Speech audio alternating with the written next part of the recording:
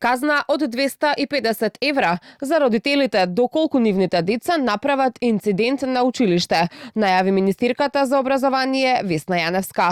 Како што рече, за тоа ќе бидат потребни измени во Законот за основно образование, со кои ќе се предвидат казни за родителите чии деца покажуваат насилно однесување во училиштата. Државниот секретар е во постојан контакт со пратениците и мислам дека во овој момент се во собрание за да ги дооформат тие предлози и веќе тоа е донесена одлука, тие измени ќе се направат и останува казната од 250 евра за секое сторено насилно дело на детето, да биде казнет родителот, но и тоа што е многу важно, повторувам, и кога родителот ќе одбие да соработува со училиштето и другите институции. Во меѓувреме, од СДСМ бараат одговорност од Јаневска и директорите на училиштата за неколкуте инциденти кои периодов се случија помеѓу ученици, а предлагаат и итни мерки за побезбедни училишта.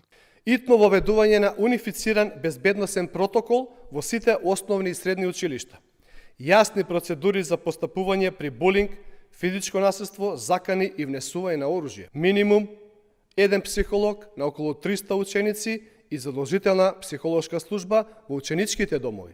Построга одговорност за институциите што не реагираат навремено со законска обврска за постапување по секоја пријава во рок од 24 часа.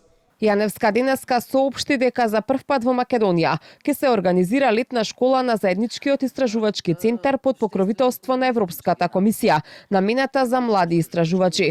Домакин ќе биде Универзитетот Штип, а ректорот Мираковски ги повика младите истражувачи да ја искористат оваа можност и да се пријават за учество.